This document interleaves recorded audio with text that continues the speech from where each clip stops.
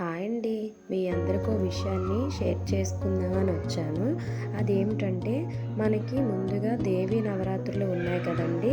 దేవీ నవరాత్రులని శారదా నవరాత్రులు అని కూడా అంటారు. ఈ శారదా నవరాత్రుల్లో మొదటి రోజు అయినటువంటి బాలా త్రిపుర సుందరీదేవి అవతారంగా అమ్మవారు మనకు దర్శనమిస్తారు. ఆ రోజు ఎటువంటి పూజ చేయాలి, అమ్మవారిని ఏ విధంగా పూజించాలి అని అందరూ అనుకుంటుంటారు. మా అమ్మ వాళ్ళ ఊర్లో అయితే 2 years బ్యాక్ మేము అమ్మవారిని ఇట్లా పెట్టుకునేటప్పుడు మా ఊర్లో ఫస్ట్ రోజు బాలా త్రిపుర సుందరీదేవి అవతారం రోజు ఈ విధంగా పూజ ఆచరించారండి. ఏం లేదండి, 9 మంది చిన్న పిల్లల్ని తీసుకొచ్చి, చిన్నపిల్లలంటే అది ఆడపిల్లలు, 10 సంవత్సరాల లోపే ఆడపిల్లల్ని తీసుకొచ్చి అమ్మవారిని వారి రూపంలో చూసుకోవాలండి. అమ్మవారు వారి రూపంలో మన సన్నిధానానికైనా మన ఇంటికైనా వచ్చారని మనం నమ్మాలి.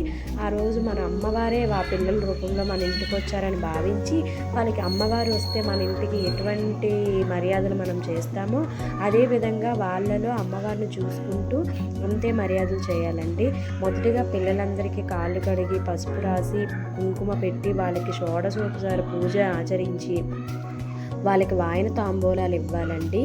అన్నీ అమ్మవారు వస్తే మనం ఏ విధంగా చిన్న రూపంలో వచ్చినా పెద్ద రూపంలో వచ్చినా మన ఇంటికి అమ్మవారు వస్తే ఏ విధంగా మనం అమ్మవారికి వాయన తాంబూలాలు ఇస్తామో అదేవిధంగా పిల్లలకి అంతా షోడశోపచార పూజను ఆచరించి ఈ విధంగా అమ్మవారికి మనం వాయన తాంబూలాలు ఇచ్చుకున్నామని భావించి పిల్లలకి పూజ చేయాలండి. ఈ విధమైన పూజని ఎవరు చేసుకున్నా చాలా మంచిది. ముఖ్యంగా సంతానం లేని వాళ్ళు ఈ విధమైన పూజను ఆచరిస్తే తప్పకుండా సంతానం కలుగుతుందని ఒక నమ్మకం అండి. అంతే, మన హిందూ సాంప్రదాయాల్లో చాలా నమ్మకాలు ఉన్నాయి. దేన్ని కూడా మనం కొట్టి పారేయడానికి లేదు. అన్నిట్లో ఒక్కొక్క రీజన్ ఉంటుంది. మనం నమ్మితే ఏదైనా నమ్మిన వారికి దైవం, నమ్మిన వాడికి దెయ్యం అండి. ఇదే కాన్సెప్ట్ని ఫాలో అవుతూ వెళ్ళాలి. ఒక్కొక్కరు ఒక్కొక్క